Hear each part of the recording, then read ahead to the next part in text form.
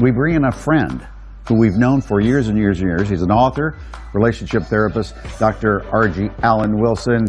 Some expert advice on how we can all talk to them. Joining us now is relationship expert Dr. R.G. Alan Wilson. She's the author of Courageous Conversations Connect.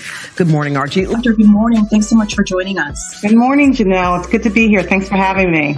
And as we mentioned, a lot of people just dealing with anxiety during all of this. What are your suggestions? Some of the things that we need to remember is that this is temporary. This is temporary inconvenience for long-term gain. And as long as we stay healthy, Janelle, then everything else is recoverable. Talk to your children about what's happening right now. What are the best ways to do that? There's some do's and don'ts, right? So you want to tell them that you're going to be here. We're going to be okay.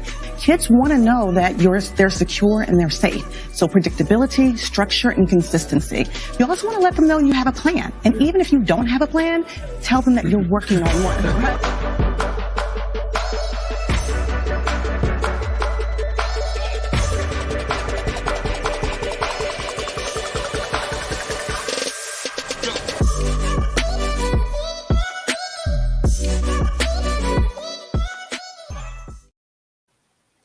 And good morning, everyone. This is May 26, 2020. This is week 11 of our quarantine, and this is day 40 of the Courageous Conversations Connect space where we're having our quarantine talk. So good morning. I'm just so excited. I see a lot of people on, China and Charlotte and Billy Joe. Good morning, IG family. Good morning, Facebook and YouTube family. Listen, we got a great surprise. As I sort of told you all yesterday, we're going to have my good friend John Taylor on this morning, and we're going to be talking about emotional and psychological barriers. You all know this is Mental Health Month, right? We're still in May. And so all this week, we're going to be talking about various barriers and the way in which we break those barriers and the way in which we build bridges. And so specifically today, we're going to be talking about emotional and psychological barriers. And I'm just tickled pink to have my good friend. So we're going to take a quick break from our sponsors. We're going to come right back and I'll tell you a little bit more about our special guest that we have coming on today.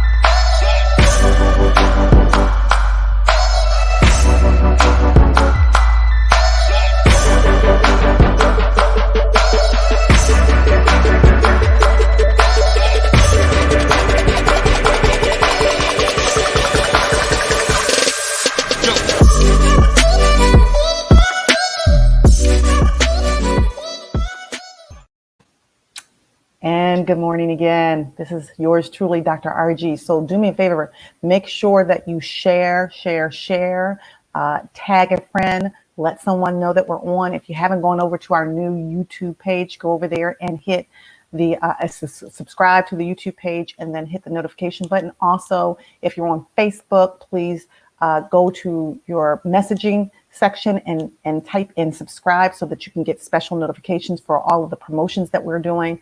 Listen, as I told you, we are going to have a great conversation today with my good friend, John Taylor, right? Let me tell you a little bit about our friendship. We met not too long ago, maybe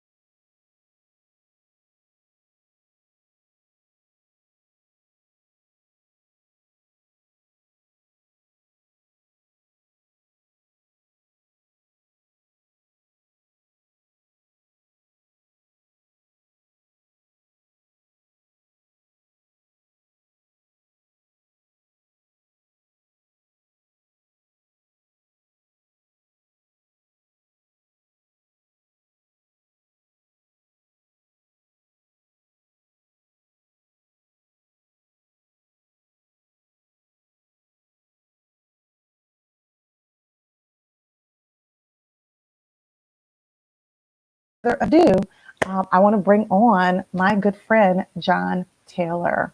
Welcome to the show. Good morning. How are you? Good morning. Welcome to the show. Are you unmuted? Because I can't hear you. I should be unmuted now. Are you unmuted? I can't hear you. Can you hear me? Very well. Let's see. I don't do. Can Yeah, you do that here on this end? I hear you fine. Now you have to unmute yourself. Can you unmute yourself? There. Yeah, I'm unmuted now. Hmm. Yeah, I hear you. I hear you fine. Billy Joe said, "Hi, John. We can hear you. Here, John. Oh, You can Billy hear Joe me? said that they can hear John. No.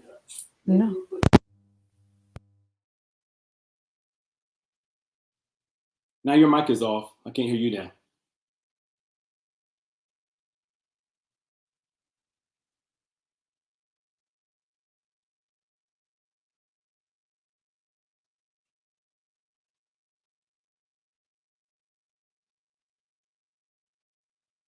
I can't hear you. Unmute yourself. I think you're muted.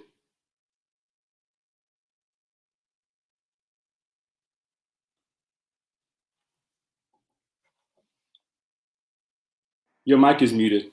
There. Here we Hear me go. now? Yes, I can. Yeah, perfect. All right. All right.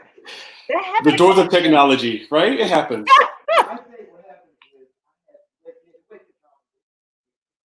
All right. Now we know. Now we know. Yeah. Well, So we're all good. Did you hear my introduction of you? Did you hear that? I kind of missed that because I didn't have any audio at the time. But I'm sure it was great. Okay.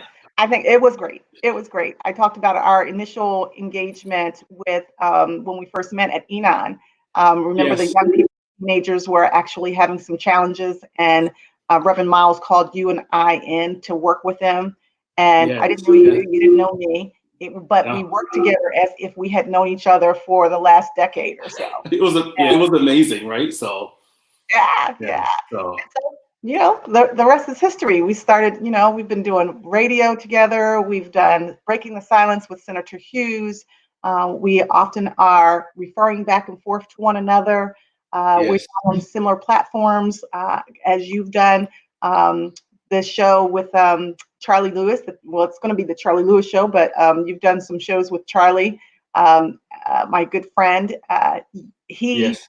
I think, happily states that you are his therapist extraordinaire. Oh, he does that every chance he gets. Everybody knows I was a therapist in the past. I'm like, it's okay. I'm grateful for the opportunity to help someone out in their crisis and time in their life. So the fact that he came to me and did his work, it's great. Yeah, he often talks about doing the work. He was ready, which we know as therapists, when you're ready, you know how they say when the student is ready, the teacher shows up. I feel like when the client is ready, the therapist shows up.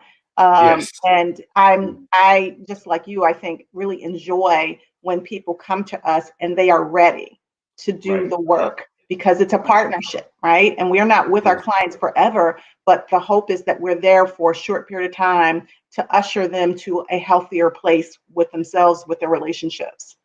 Yes, absolutely. So Yeah, fantastic. Awesome. It's good to be here. Thanks for having me on today. I really appreciate it. So. And thank you for moving things around so that you could be with us. I don't, when Morgan said, in fact, I didn't really even know it, because we went to bed a little bit earlier last night, and last thing I knew that you had some other obligations. So I was just going to run, be solo. And he was like, no, John's going to be on. I was like, really?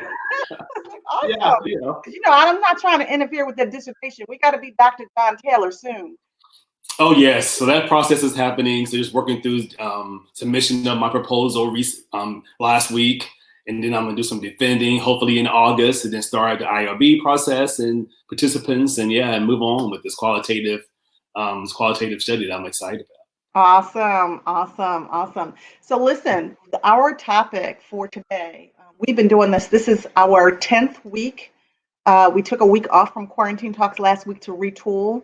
So every week we have a different topic for the week. And this week it's basically breaking barriers and building bridges. That's what our topic for the week is. And every day we talk about a different concept related to breaking barriers and building bridges. Yesterday we talked about communication barriers. Today we're talking about emotional and psychological barriers.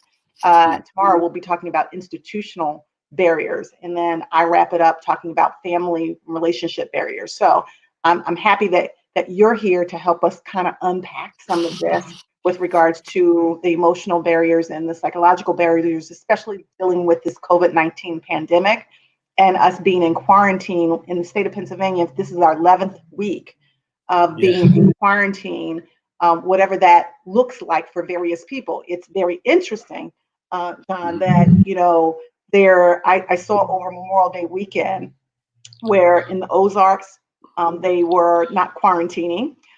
People were in the pool and nobody was socially distancing. Even in Philadelphia, they had the police break up a group of people that were listening to music in Brewery Town. And then in Ocean City over the weekend, people were all like on top of each other at the beach and walking on the boardwalk.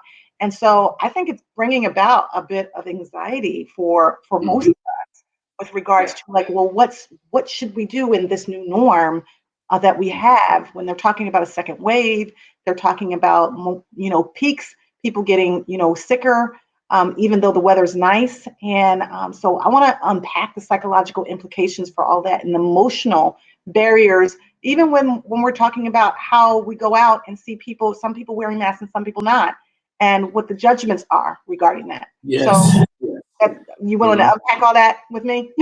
Yes, absolutely. It's great conversation. I'm ready to talk about it. Let's just get to it. Yeah. All right. So listen, before we do that, I want to continue. I want to keep with our mindset of what we typically do, which is I want to set the tone for our conversation, but we also then go into a breathing exercise, right? So I'm hoping that you will open to doing that with me. Usually what our crew does, which crew stands for Connecting Relationships for Epic Wins, is we put in the chat who we're breathing for. It can be essential workers. It could be somebody that is sick, someone who's lost a loved one, someone in the hospital, because we know with this COVID-19, it affects our lung capacity. So it's a good exercise for us to do throughout the day anyway, but also it's a way to breathe in positive energy.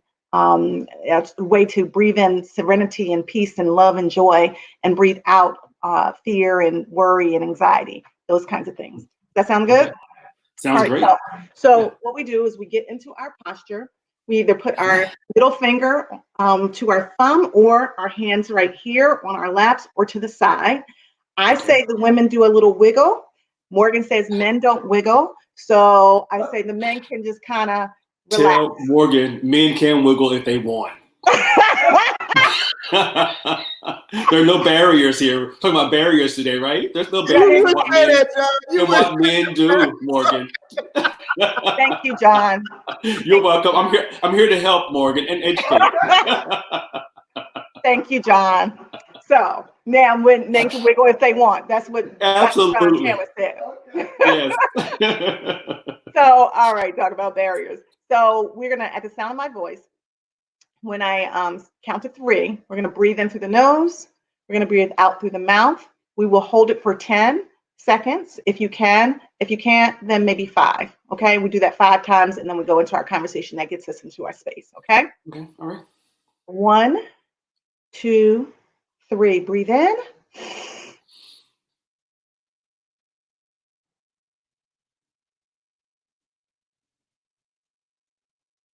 Breathe out. Breathe in.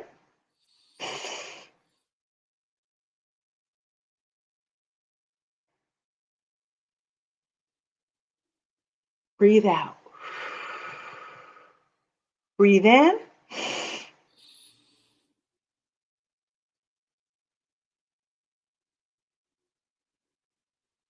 Breathe out. Breathe in.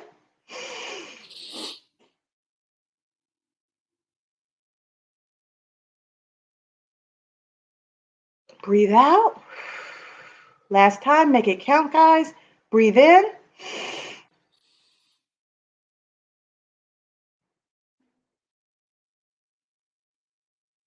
And breathe out. That felt good, right? Yes, Have that great. air, that belly extending, the good oxygen coming in. We need oxygen to our brain, to our heart, to our lung capacity. IG family, thanks for joining. Also, Facebook family and YouTube family. Joseph said, good, great brother. He spoke at one of our Real Talks for Men Who Care sessions. The young men at Roosevelt K-8 School were truly blessed. Do you remember that, John? Yes, thank you very much for that. It was a great conversation. Great men, great guys there. Yeah, I enjoyed that conversation. Yeah. Yeah, that was Joseph Budd. He's on. So that's awesome. Billy Joe. I brought some books for the young men. Also gave them out to the young men there. So it was good. Awesome. Awesome. Billy Joe says 3 of my friends have put their dogs down during this quarantine. Oh, so sorry for that, Billy Joe. You know, dogs are a part of our family. Pets are a part of our family. I actually, before I got married, had two dogs.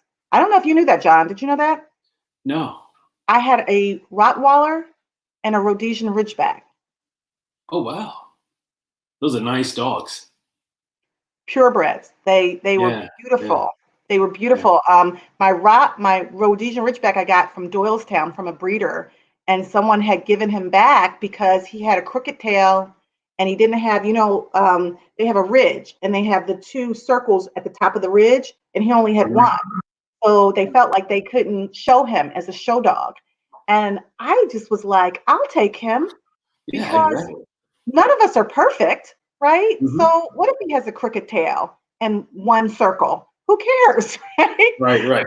So I got him when he was a little puppy and raised him. And then I also got the Rottweiler because one of my dog trainer actually was moving and she couldn't take him with him. And he was lovely. His name was Cash. So Raja and Cash were my 2 dogs. And they passed away, but I had them for a very long time. And I won't tell you the story that that I usually tell everyone because Morgan says that I make him sound bad. But he did promise me that I can have 3 dogs when we got married, and I haven't got one yet. Yeah. Well, I have 3 dogs now. Morgan, what was it about? You changed your mind? When I made the promise, I was in a very state. Thank you, Morgan. John, what were you saying? Morgan, that's not okay. You can't change your mind now. Okay. Do you have dogs, John? I have 3 dogs. I have 3 dogs, 3 poodles, Trevor, Chauncey, and Sundance. And I recently have a cat also named Claire that as a rescue cat living in the street. Finally came to the house one day. We finally let her come into the house, and it's been since October. So yeah. Wow. Very big family here. Trevor, Chauncey, and Sundance. And now we have Claire. Yeah. Yes. Interesting. Yes. They're great animals. They keep me sane in the midst of an insane world at times. I was you're not helping, bro. You're not helping, dude. You're not helping, man. You got a zoo over there. You got a kennel. It's about truth, Morgan. Truth to power, right? So, anywho, thank you for helping me out, John. And I'm here for you anytime. That men wiggle, and that RG should get at least 3 dogs. After this quarantine. Yeah. Yes. I'm not a big cat person. I've never been a big cat person. Well, I wasn't either until now. So it kind of happens. So. Mm-hmm. Yeah. BJ has Bella. That's her dog. So Bella's been to our house several times, and we love her. So anyway, we're supposed to be talking about barriers. So let's get on with that conversation. So tell me, John, when we think about emotional and psychological barriers, what's your thoughts about how to break those barriers, especially around quarantine with the whole masks, people judging people concerned about people coming together and not social distancing? So you've got several camps, people who are okay with social distancing, but people who don't really care much about it. And we're all kind of, because of the weather, we're sort of coming out of this quarantine. Some people are social distancing, some people are not. How do we deal with that?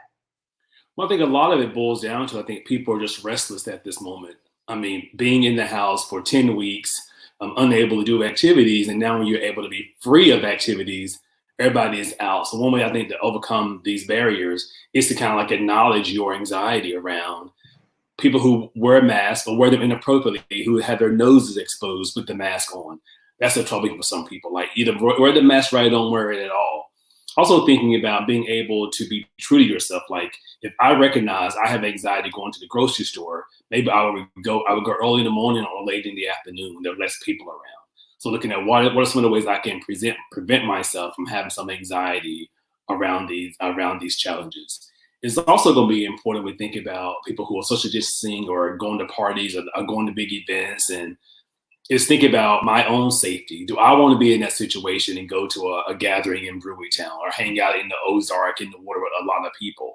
I get to choose what I get to do. So one thing I think we can recognize, even though the governor can say you can't go out or that you can go out, it's still about your choice to go out and where you go and how you present yourself in those spaces. So I think owning our power in our space helps us deal with some of our emotional and psychological barriers.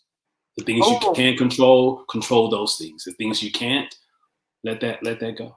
So you're basically saying that we, control the controllables, own our power. One of our mantras throughout this process was that we can turn pain into power if we appreciate the process.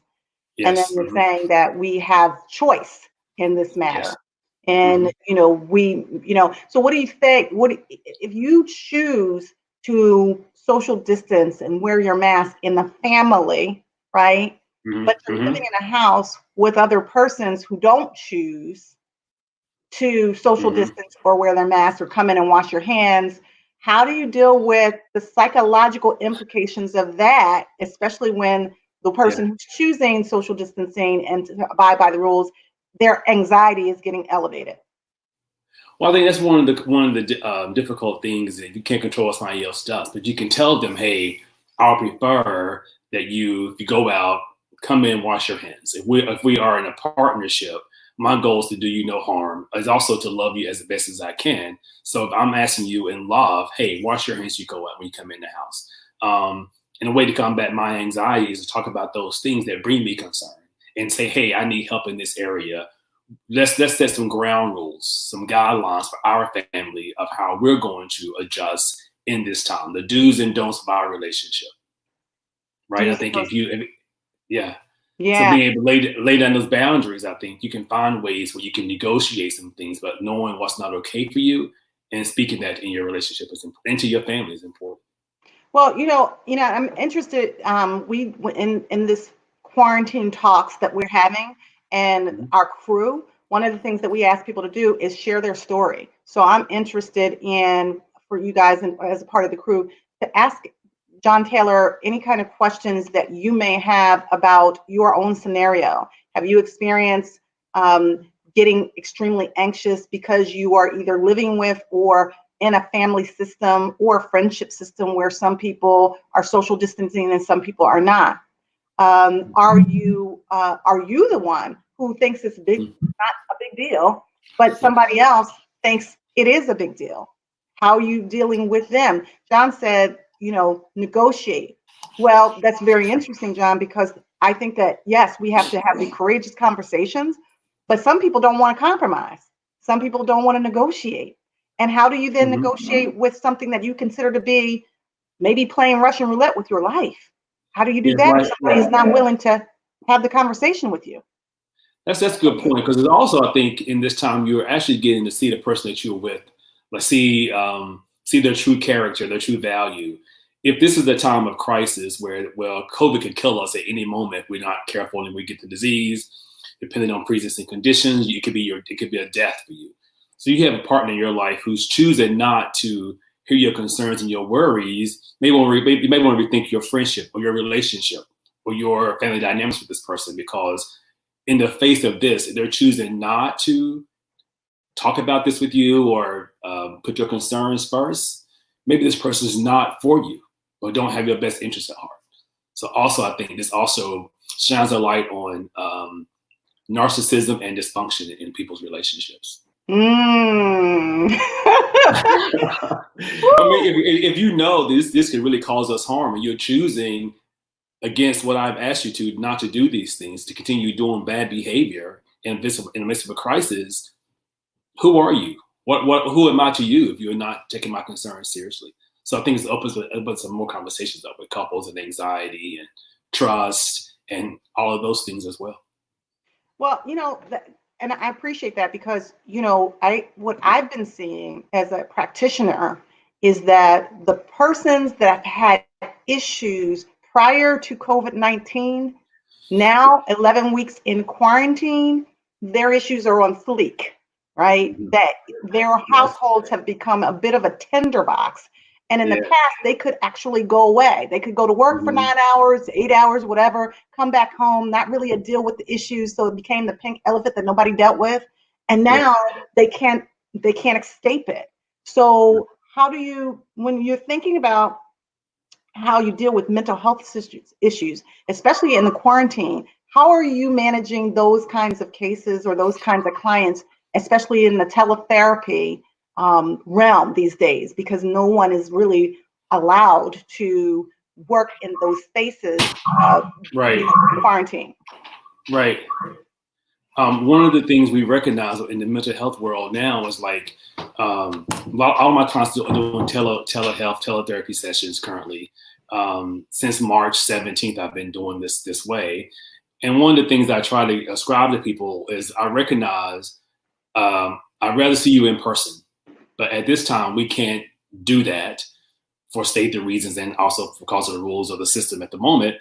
So let's try to make this as best as possible. Let's try to create atmospheres that we are in the office. So really like keep some of the same systems in space in place.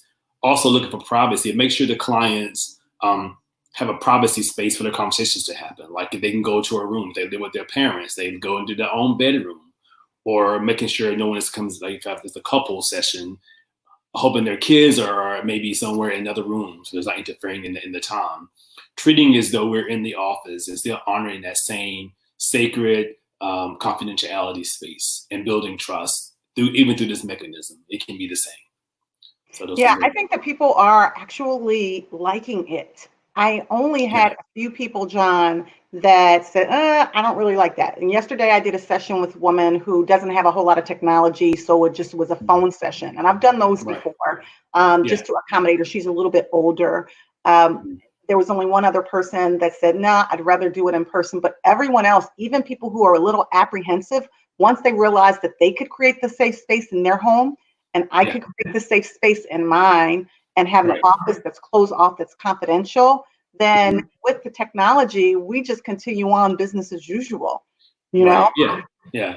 I think I had 3 clients that did not want to do telehealth sessions for fear of their partners hearing their conversations because it was some things they hadn't disclosed to their partners yet. They were working on them disclosing that information. Gotcha. So fear of disclosure, also just worried about this is going to be recorded. Someone's going to have a copy of this used against them later in their life. So some issues of paranoia, I think, crept in this time as well for some of the clients I've worked with. So honoring their space, and we'll see them on the other side of this process. Gotcha. So someone said that Megan said this shines a light on something you said. This shines a light on narcissism and dysfunction. She said a word, sir. Yeah. It's true. It's very true because the whole concept of narcissism and even the dysfunction within family systems, when people, and I've said this in the very beginning, this sort of turned our worlds upside down because I think that people tend to hide. People don't speak truth to power often. They tend not to address the real issues that need to be addressed. And people kind of hide by like going to work or going to church or going to your faith-based institution or spending time outside of the home.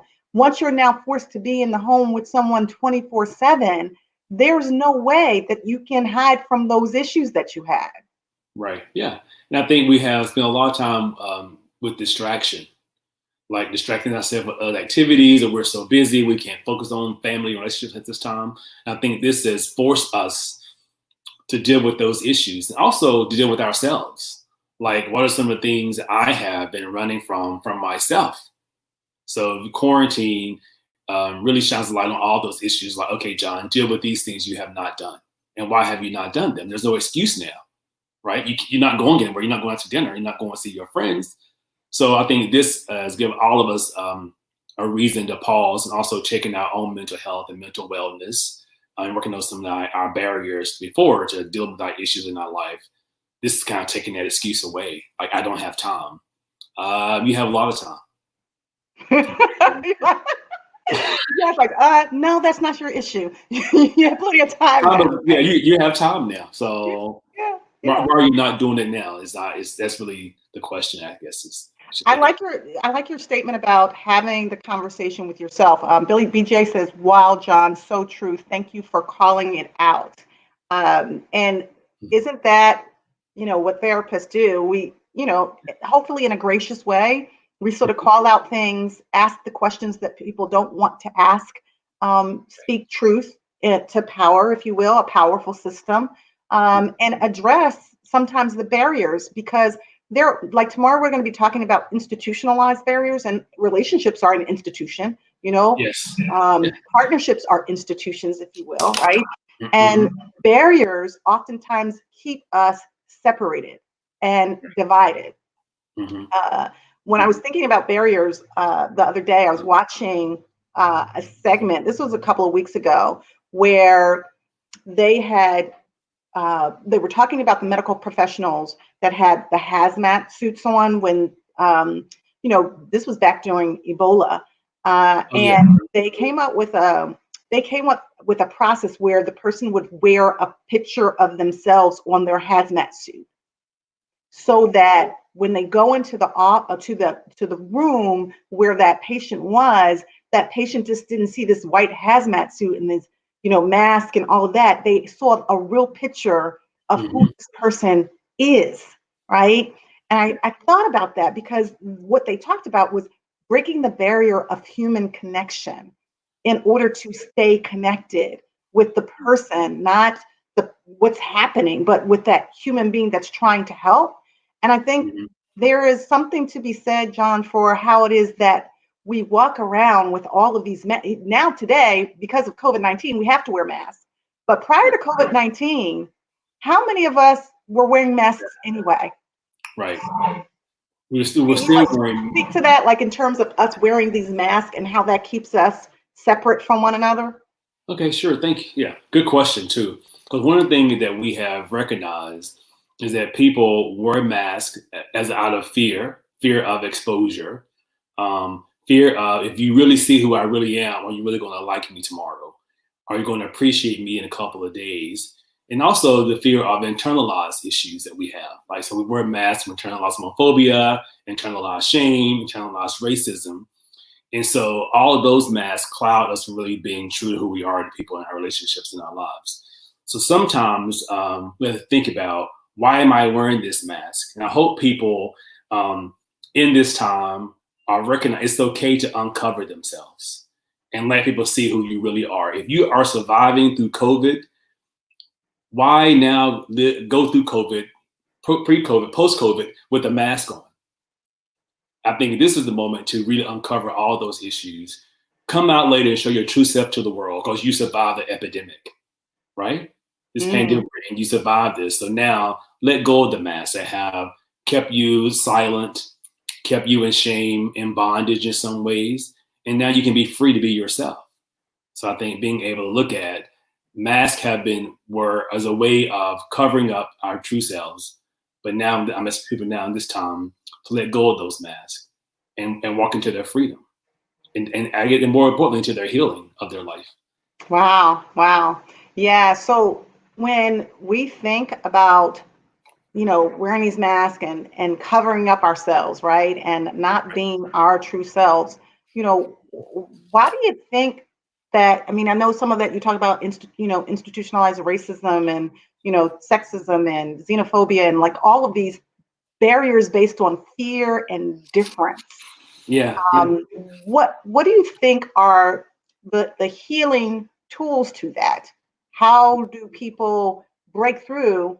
Because it's the one thing to say, just be free, right? Yeah. Easier said than done. Easier said than done. Right?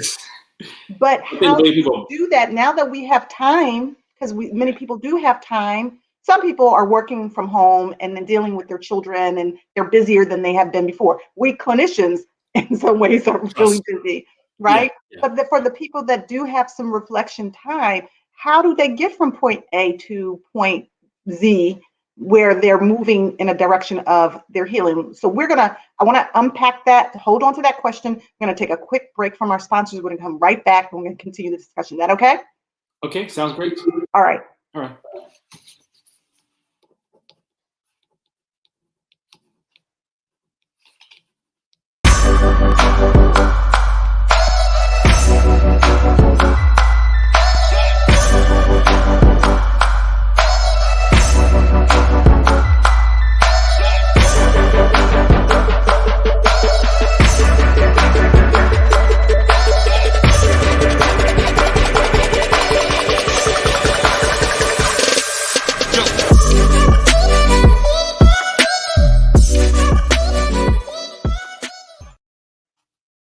All right, so we are back. We are having our Courageous Conversations Connect space where we do our quarantine talks every day, Monday through Thursday at 10 a.m.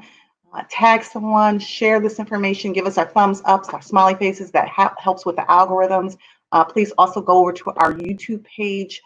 If you will, subscribe, also hit the notification button, or as well as on Facebook, if you go into the message section and type in subscribe, you'll get all of our notifications for our promotions and things that we are doing. So we are welcome. We are back with John Taylor, soon to be Dr. John Taylor, giving us information on how to manage our emotional and psychological well-being and break those barriers in the midst of COVID-19. In the midst of our quarantine. So we got one more comment before we get into the conversation about the question that I asked John.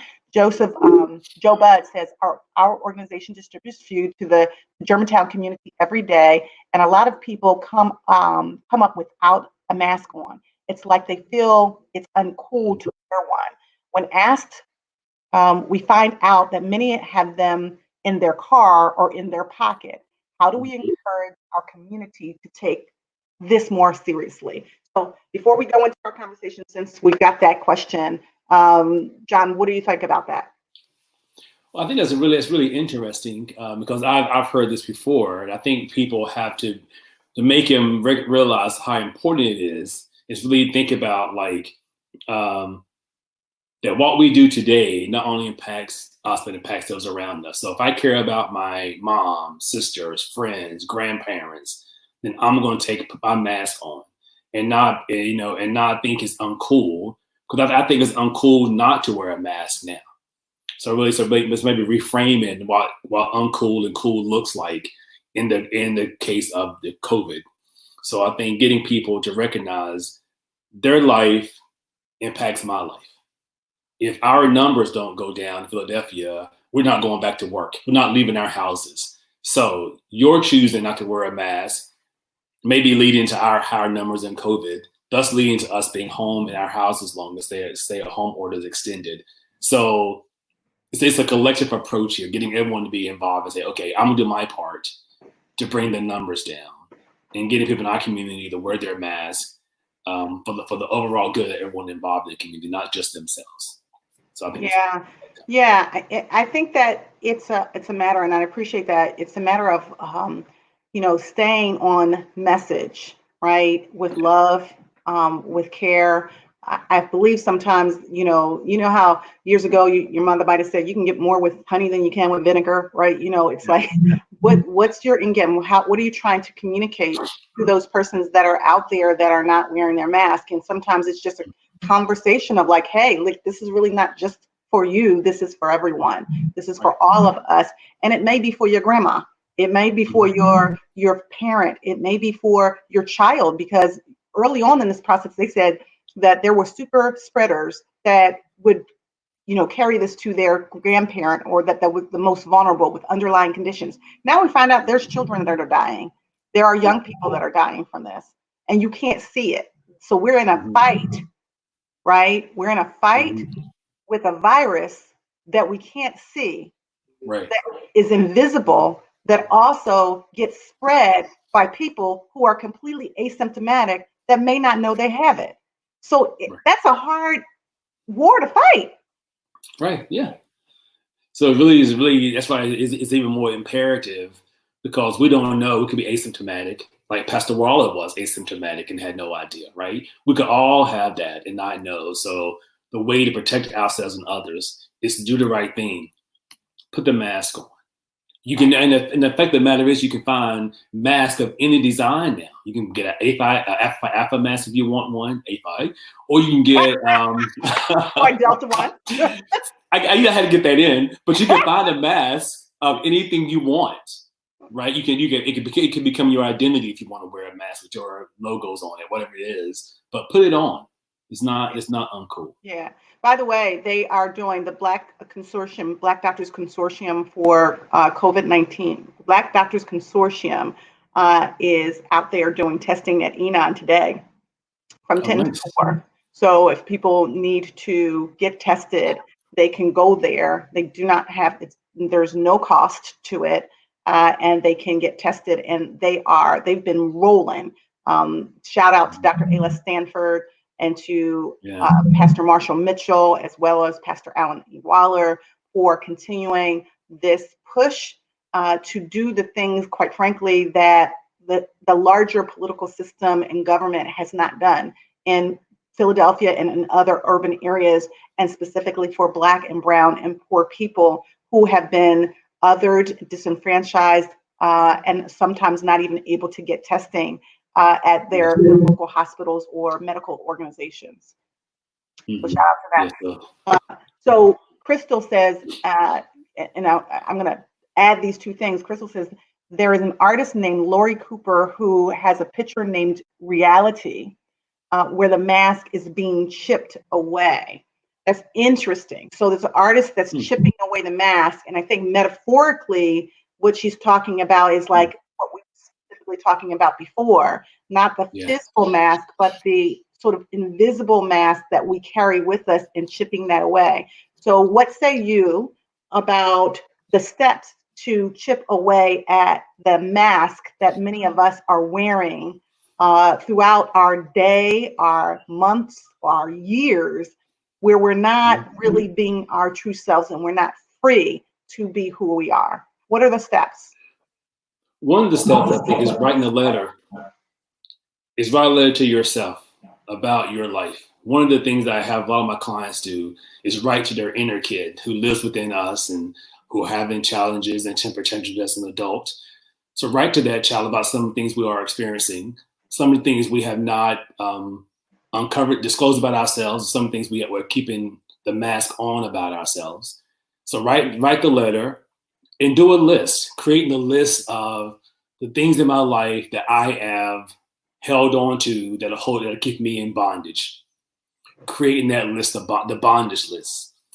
And then I think getting people to do the miracle question: how would my life look tomorrow if I didn't have this list?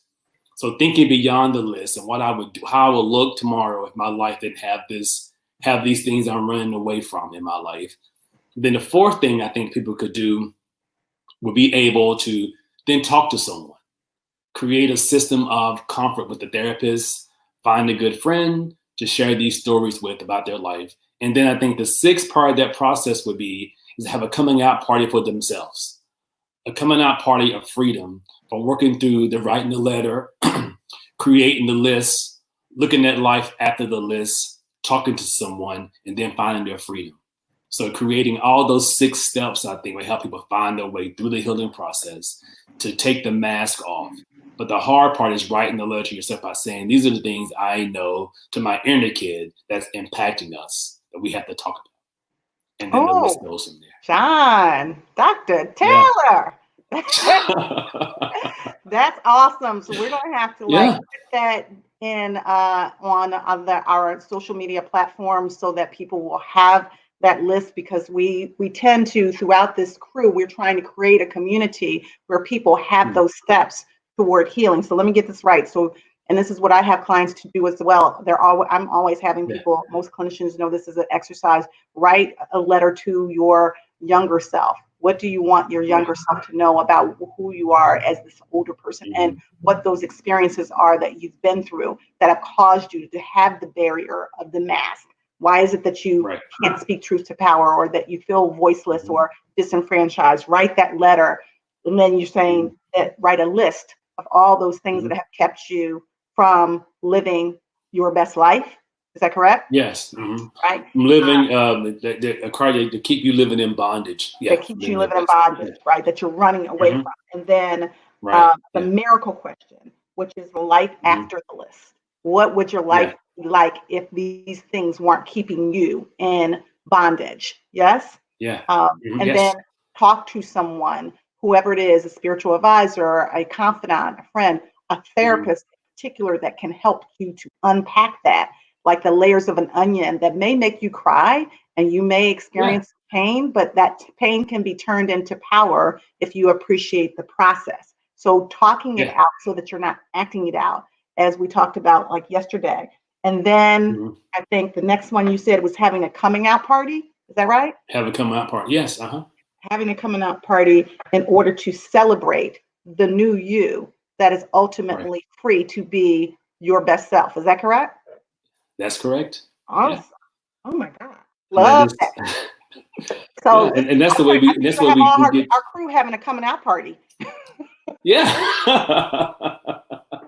I think it's a great concept, right? Being able to like really just stand up and say, this is who I am. And work through that for yourself. And then people in your life will hopefully be able to see that part that you have gone through those steps. But more importantly, you see it for yourself. It's really about self-validation. And not looking for everyone else to validate you. You got to start within yourself first and say, I am okay. This is who I am. This is my life. And I love me. And then go from there. Accept it. Yeah. That's a hard one, really, to be honest with you, because I just think that there's a lot of people that through their lived and shared experiences, through their trauma and drama, they have gotten to a place where they're not even conscious of the fact that they don't really love themselves or they don't really like themselves. And, you know, I ask people to think about the ways in which you love and like yourself, right? And people will say, well, what's that?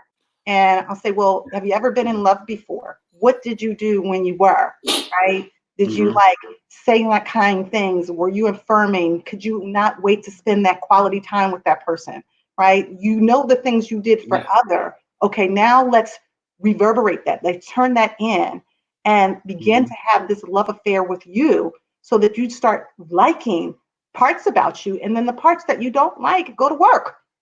Go to work on those things. Yeah, right. Right. I think that's really what it boils down to, is having that, doing that work internally, and then external development shows up.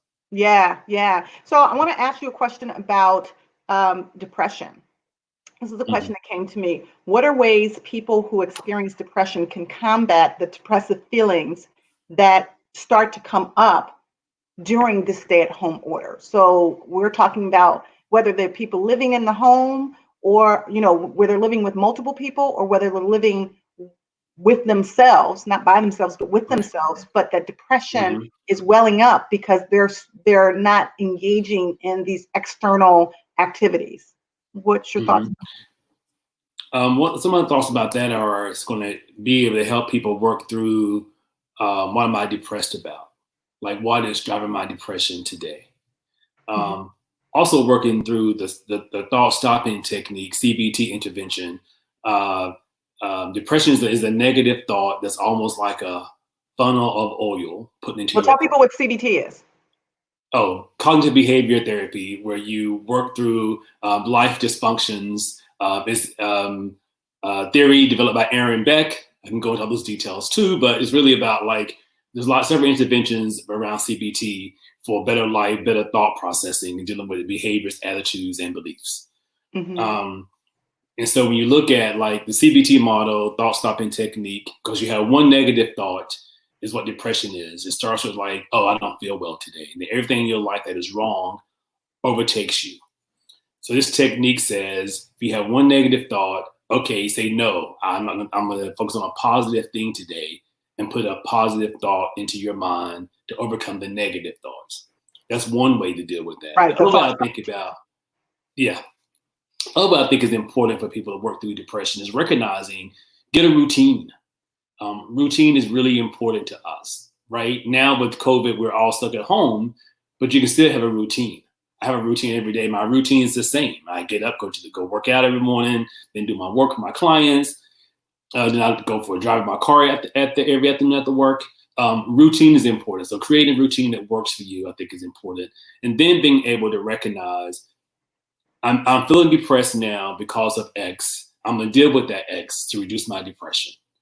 And being able to keep a list of your depression frequency, intensity, and duration, how long those are lasting. Maybe also journaling, because that is another good way to deal with depression, is journaling your thoughts and feelings throughout the day. And then maybe look back over that in the week and say, I was depressed about this, but no longer today. But I think those are some of the strategies to work through depression in this time. Yeah, that's good. And, I think that, there's also, which, it's a longer conversation about grief and loss, and so many people having to deal with. And shout out to a good friend of mine, Danny Bullock, who is celebrating the life of her father who passed away a couple of weeks ago. So many people are having to dealing with the loss of their loved ones, and they have to deal with it in a different way than we are accustomed to, because they can't even have the funeral services for the person, or loved one gets sick in the hospital, they can't see them, or the loved one is in the nursing home, they can't go visit them. They're having to celebrate holidays, whether it be a Memorial Day picnic, which they can't have, or Father's Day is coming up. So those are things that I think contribute to depression as well. A lot of the loss of the normalcy that we have, a lot of loss of just things we're used to doing, and being able to grieve those things. Say I miss my friends, I miss my community, and talk about the grief honestly. The things you're missing in this time is important to talk about that. Yeah. Can John just share with us what are the alphabets behind his name? Because there's so much credentials. Some of the audience may not understand what all it is. Okay, got you. So Morgan has asked the question, and this is a good segue to you to share not only what your credentials are, but also, he said, what the alphabets are behind your name. But also, you have a book out, so I want you to highlight the book so that people, and we'll put a link to your book, and then also how people can get in touch with you. Okay, so my alphabet soup there is, I'll be adding to that at some point soon. That's right, you will. I have a master's degree in sexuality education from Widener University, where I work a lot with clients dealing with LGBTQIA coming out stories and issues. And also I'm a Christian therapist, MACC, is a Master of Art in Christian Counseling from seminary, and I'm a licensed professional counselor through the state of Pennsylvania. I wrote a book in 2018. Here's a copy of that here, now, there. Pocket Guide for Young Men Without Fathers, Important Life Lessons. I wrote this book with my good friend, Ira Summers. It's a book for young boys whose fathers were not around in their life when they grew up. It gives them 25 life lessons: shaving, dressing, how to tie a bow tie. Illustrations are also in there for that. The book gives you the lesson plus the story to attach to the lesson and illustration for that lesson. So it's a very thought out work. We're working through bullying, LGBTQIA issues, depression, anxiety, suicide. So yeah, we cover a lot of ground. But more importantly, we talk also about loving yourself as a young boy without a father, and the importance of being your true self in your life. And so yeah, it's been a great joy to have written this book, and seeing the boys read it and sign autographs for them and their moms and their dads who come around later in life. And yeah, it's been great. That's really important. There's a lot of young boys out there that need guidance and mentorship, and they may have a father that is physically present even, but not mentally present because they didn't necessarily have that, so I've experienced that in the clinical work as well, that what do you do if the person's there, but they're just not tapped in, they're not present, or they've got their own issues that they have not resolved yet, hence writing the letter to the younger self. So that, and we know there's a lot of reasons why fathers not involved with their son's life. There's a lot of reasons to unpack all those reasons as to why, but I have a book for that, so they can learn those things. Awesome. And how can people get in touch with you, John? So I have a website, johndetaylor.com is on the list here, Twitter, Instagram, my email address. You also can call me. I am very accessible, looking for new clients in this time as always. And I'm also looking to refer clients who I can't work with to give my good friend, Dr. R.J. Allen Wilson. But yeah, I'm here to help people work through their life challenges and come on the other side of who they really are and work through those barriers and like go through those 5 stages and find themselves. Yeah, awesome, awesome, John. You know, we clinicians look like support one another. That is, you know, if I get a client that I feel like John is a better fit for, then I refer to him. He refers to me. Yeah. There are a number of other really amazing clinicians in this region. I also sometimes get calls where people want a clinician in the past before COVID. They want somebody in New York, or that's how you met Charlie, where he would drive from New York to come to Philadelphia to see you. So, you know, we're here to help. And I will say that, you know, in the Black community, often Black and Brown community, historically, therapy had not been something that we would do, right? There was lots of cultural distrust, certainly because institutions had not served us very well when it comes to mental wellness. And also because sometimes our religion tended to not highlight that this was a good thing for us to do. And, you know, now things are changing.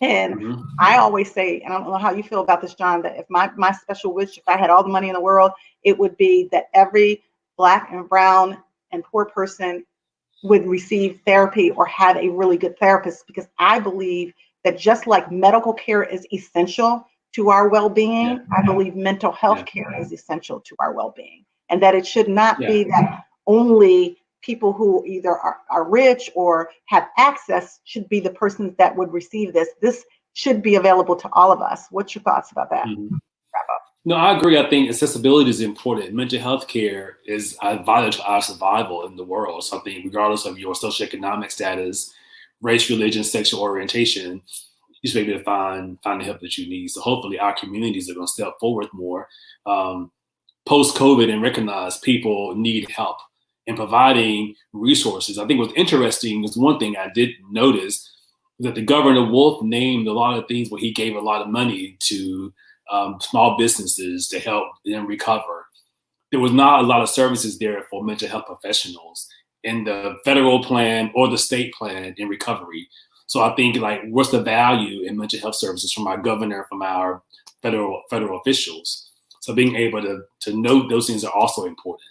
That we also are important in the front lines in some cases as well, and everyone needs access to us and to care regardless of where they in the world. I absolutely 100%, 1,000% agree with you. So listen, we're going to take a quick break from our sponsors. We're going to come back and wrap up. And this has been a great conversation. So stay with us, okay?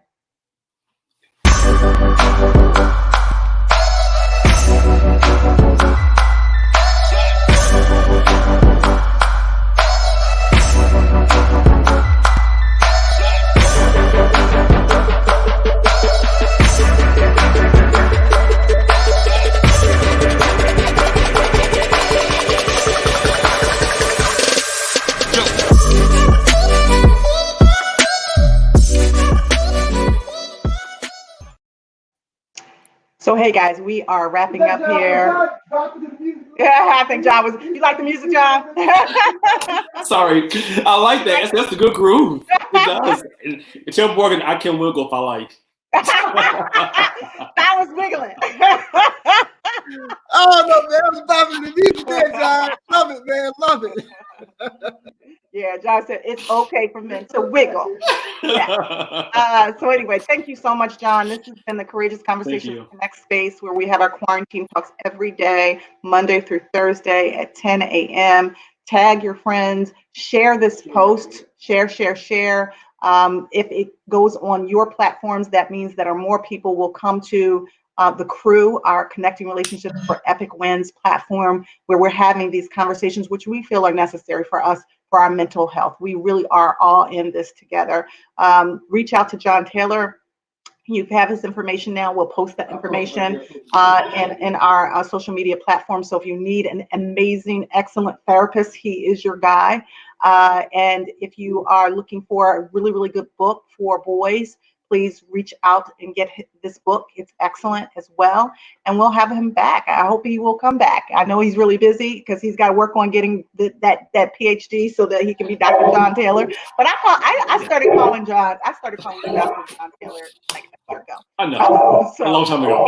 Speak it into existence, right? So absolutely. Appreciate you. Thanks a lot. I appreciate it. Thank you so much for moving things around for us. You know, I love you. One day we are going to have our double date. We're going to do that. Yes, we are. I promise. Okay. Yes. All right. Well, take care, John. Thank you so much. And guys, I will see you tomorrow at 10 a.m. Tomorrow we're going to have Bishop Sean Bartley of True United Church is going to be on, and we're going to be talking about structural and institutionalized barriers and how to combat those. So that's going to be a great conversation as well. All right. So I'll see you guys tomorrow.